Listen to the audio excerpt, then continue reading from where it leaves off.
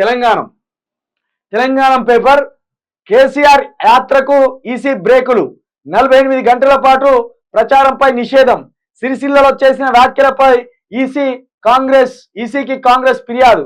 మీరు ఏం చేసినా బీఆర్ఎస్ సన్నాసులారా, అంతమంది ఉన్నారు, మొన్నటిదాకా అధికారంలో ఉన్నాడు, గోటీలు ఆడుకుంటాం అని రేవంత్ రెడ్డి అన్నప్పుడు ఒక్క పిటిషన్ తీసుకపోయారు మీరు. పేగులు మెడలేసుకుంటాం అన్న వీడియో ఒక్కటి కట్ చేసి తీసుకపోయారు మీరు.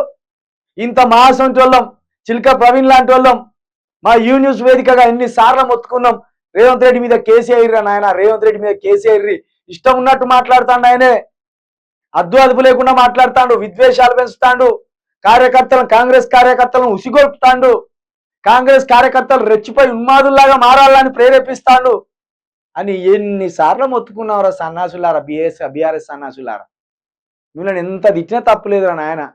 తెలంగాణ కోసం మేము పడి సత్తాన్నాం, మీరేమో అధికారంలో ఉండి అధికారంలో మీరు ఉండి వృధా.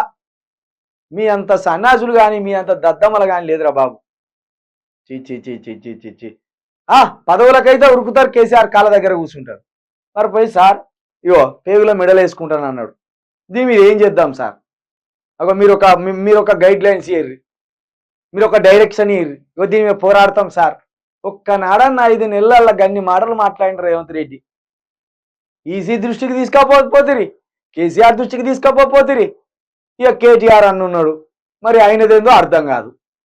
ఆయన ఏ అంశాన్ని పట్టించుకునే పరిస్థితులు ఆయన లేనట్టు ఆయన కనబడతాను. హరీష్ రావు ఉన్నాడు, మరి ఆయన ఏం చెప్తాడో అర్థమైతలేదు. కాబట్టి మీ గోతులు మీరే తవ్వుకుంటాను. కార్యకర్తలకు మీరు డైరెక్షన్ ఇస్తలేరు, కార్యకర్తల శక్తిని వాడుకుంటలేరు.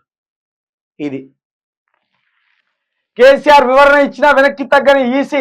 మహబాద్లో నోటీసులు ఇచ్చిన అధికారులు. హడావిడిగా రోడ్ షో ముగించిన కేసీఆర్ నేడు జమ్మికుంట రోడ్ షో రద్దు. బడేబాయ్ చోటేబాయ్ కుట్రేనన్న కేటీఆర్. 100% వాళ్ళ కుట్రలే. మోడీ వచ్చిపోయిన తెల్లారే కాంగ్రెస్ ఇత్తది ఈసీకి ఫిర్యాదు. మొన్న మోడీ వచ్చిండు, నిన్న అమిత్ షా వచ్చిండు, వెంటనే నోటీసులు ఇచ్చిండు కేసీఆర్. ఇక మీరు గాడి పాలు తోముకుంటూ ఉండరు టీఆర్ఎస్ వాళ్ళు. కార్యకర్తలు మంచోళ్ళు, టీఆర్ఎస్ కార్యకర్తలు చాలా మంచోళ్ళు.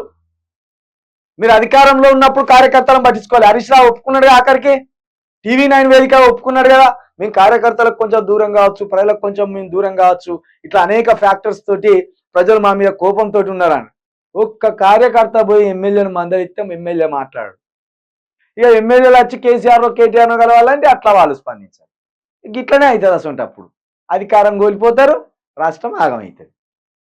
కాబట్టి చూడండి, కేసీఆర్ ఎప్పుడో 4 వారాల క్రితం మాట్లాడిన మాటలను కట్ చేసి తీసుకపోయి ఈసీకి ఇచ్చి 48 గంటలు కేసీఆర్ మీద ఒత్తిడి పెంచే ప్రయత్నం చేసింది. ఇక మీకేమో గది ఏం దొరుకుతలేవు. ఇక మాలాంటి వాళ్ళమే మొత్తుకోవాలి మేము రోజు.